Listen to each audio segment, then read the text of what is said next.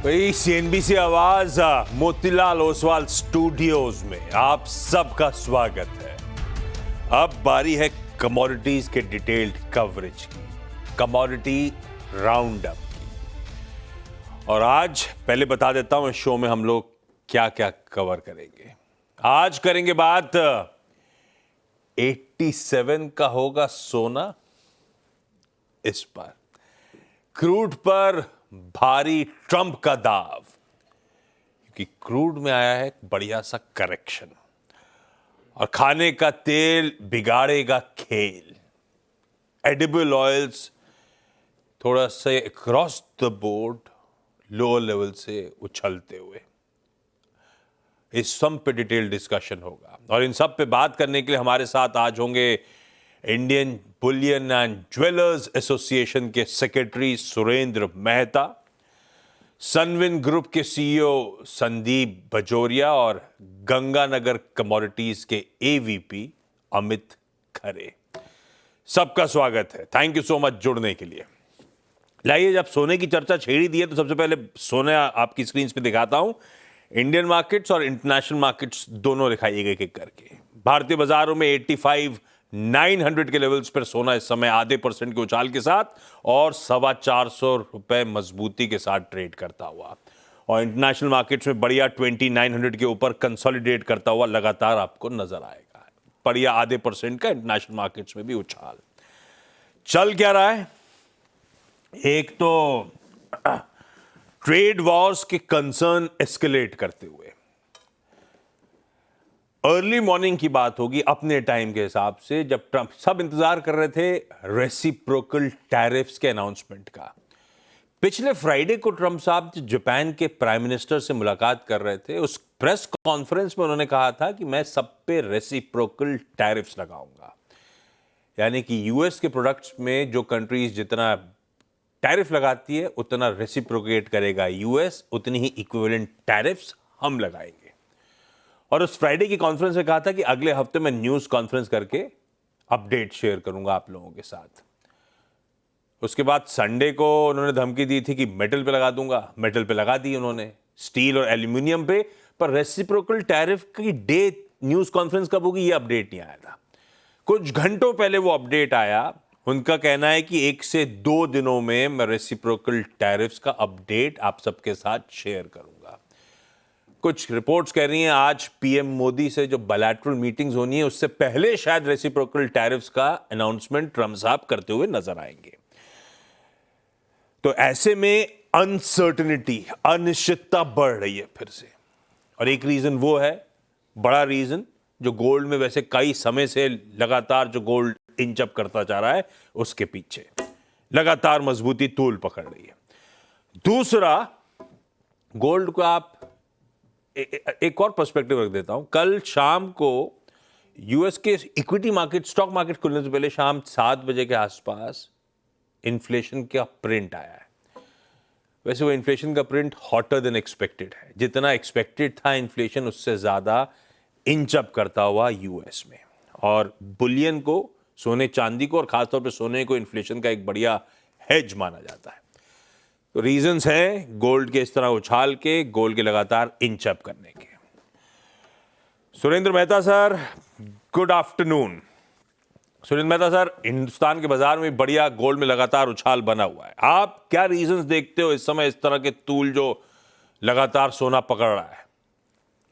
देखिए, जैसे आपने बताया, सबसे जो महत्वपूर्ण विषय है फिलहाल वो है कि यूएस में अगर ट्रम्प टैरिफ लगाते हैं तो वहां पर इन्फ्लेशन बढ़ता है, और जैसे आपने कहा कि gold is the best hedge against the inflation, तो उसके मद्देनजर ये गोल्ड लगातार बढ़ता जा रहा है।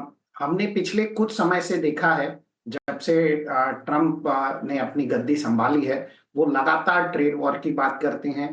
वो लगातार कहीं ना कहीं पर ये बात कर रहे हैं कि वो अपनी कंट्री में कॉर्पोरेट टैक्स को कम करेंगे, इंडिविजुअल टैक्सेस को कम करेंगे। वो कहीं ना कहीं कोई ऐसी बात नहीं कर रहे हैं जिससे उनकी कंट्री के डेट में कमी आएगी, और जब तक यूएस की बैलेंस शीट में 35-36 ट्रिलियन डेट है तब तक गोल्ड को बूस्ट मिलता ही रहेगा, गोल्ड के प्राइस ऊपर जाते ही रहेंगे। टेम्पररी छोटे मोटे करेक्शन आ सकते हैं, मैं मानता हूं, लेकिन दो तीन महत्वपूर्ण बातें और भी हुई है जिसके ऊपर पूरे गोल्ड मार्केट की नजर है और हमारी भी नजर इस पर रहनी चाहिए। उन्होंने कहीं ना कहीं म्यूनिच कॉन्फ्रेंस को लेकर एक अच्छी सी बात कही है कि हम रशिया यूक्रेन के वॉर को खत्म करना चाहते हैं। उन्होंने कहा कि उनकी बहुत अच्छी बातचीत हुई है पुतिन के साथ में। उन्होंने उनके चाइना वालों से भी अच्छी से बातचीत हुई है। तो वो कहीं ना कहीं ट्रेड वॉर तो लाना चाहते हैं, लेकिन जो दूसरा वॉर है वो खत्म करना चाहते हैं। तो ये एक अच्छा साइन है। और इसीलिए हमने गोल्ड में मुझे लगता है कि कहीं ना कहीं $3,000 के आसपास एक थोड़ा सा पॉज रहेगा, एक थोड़ा सा उसमें करेक्शन आने की संभावना मुझे नजर आती है। लेकिन हमें ये देखना होगा कि वो रेसिप्रोकल टैरिफ जिसकी आप बात कर रहे थे, वो कितना रेसिप्रोकल टैरिफ की बात करते हैं। तो these are combinations of factor. फिलहाल जो ट्रेडिशनली हम सोचते हैं कि डॉलर इंडेक्स ऊपर जाए तो गोल्ड नीचे आना चाहिए, ऐसा बिल्कुल नहीं है।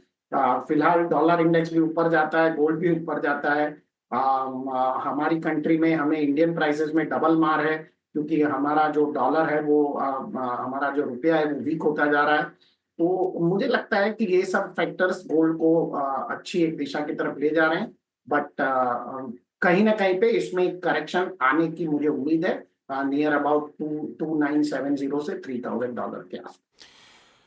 नहीं, कई सारी चीज़ें आजकल लॉजिक से परे चल रही हैं, ठीक बात है आपकी, और ख़ास तौर पे ट्रम्प साहब के आने के बाद। पर ठीक है, मैं वो जो आपने जियोपॉलिटिकल रिस्क थोड़े से रिड्यूस होने की बात करी है, वो मैं आऊँगा जब मैं क्रूड को डिस्कस करूँगा, तो उस पर डिटेल में उतर भी जाऊँगा। पर ये बात सही है, जब तक यूएस अपने डेट प्रॉब्लम्स को एड्रेस नहीं करता, ये सब बातें नॉइज अपनी जगह है, तब तक ये सोना उफान मचाए रखेगा। और ये भी नहीं पता, अनसर्टिनिटी जरूर है, लेकिन ये पता नहीं रेसिप्रोकल टैरिफ का मतलब क्या कहना चाहते हैं। सब पे अक्रॉस नेशंस लगाने के मन में है, हर प्रोडक्ट पे वैसे ही लगाएंगे। थोड़ा सा अनलाइकली सा सिनेरियो है, लेकिन देखते हैं, ट्रम्प साहब हैं तो कुछ भरोसा नहीं है।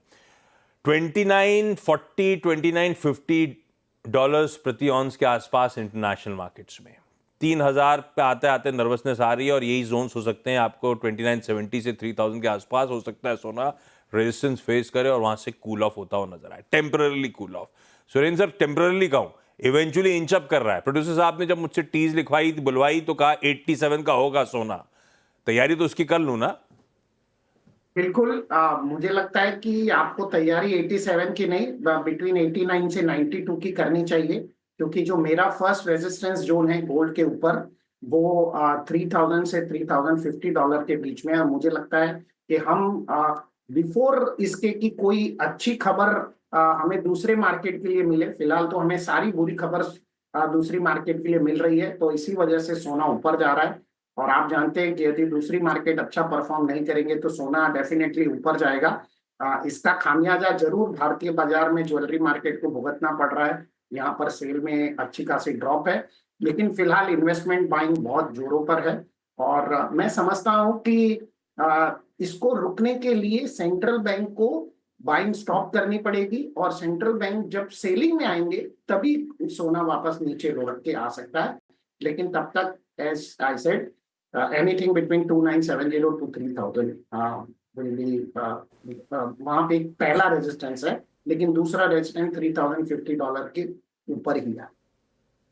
ट्रेड के समीकरण के लिए मैं अमित के पास जाऊंगा अभी, लेकिन पता है मेरे लिए हमेशा सुरेंद्र सर कंफ्यूजन रहता है।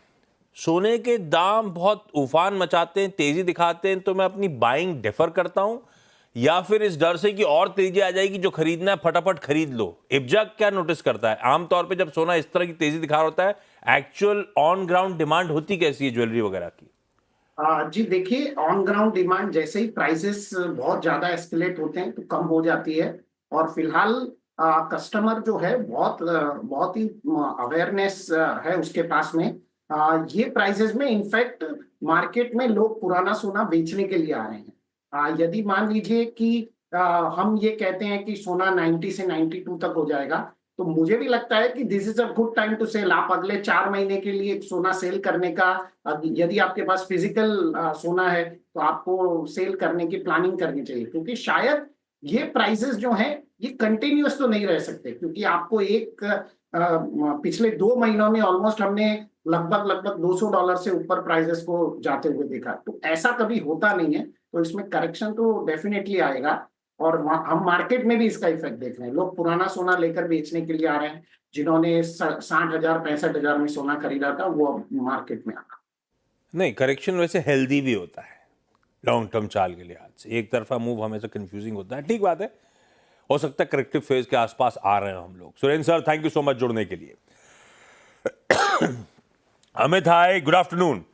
पहले जब सोने की डिटेल में चर्चा हुई तो आप लोग का गंगानगर कमोडिटी में व्यू क्या बन रहा है? सोने में अभी भी आप तेजी कर रहे हो, लगता है रिस्क रिवॉर्ड फेवरेबल है, या इस समय आप लोग वेट एंड वॉच के मोड पे हो? नमस्कार आशीष जी, बिल्कुल अभी तेजी का रुख है और ये तेजी मेरे को लग रहा है एज पर चार्ट जारी रहेगी। पूरे सिनेरियो भी तेजी की तरफ ही इंडिकेशन कर रहे हैं, बट अपन थोड़ा सा ट्रेडिंग की तरफ फोकस कर लेते हैं। अभी आज के लिहाज से अगर देखा जाए तो 85,500 550 की रेंज में ट्रेडिंग जो है ट्रेडर्स को खरीदारी करनी चाहिए।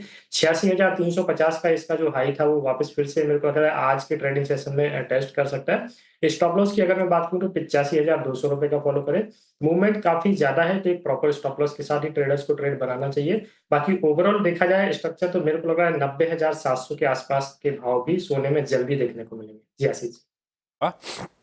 Meaningful upside. अपन ट्रेडिंग के लिए अभी चलते हैं 85,200 के स्टॉप के साथ गिरावट में सोने में खरीदारी करने का मन 86,300 के टारगेट्स के लिए। इवेंचुअली 90,700 तक के जोन्स आएंगे, लेकिन ट्रेड के लिए अपने 86,300 के इस समय टारगेट्स।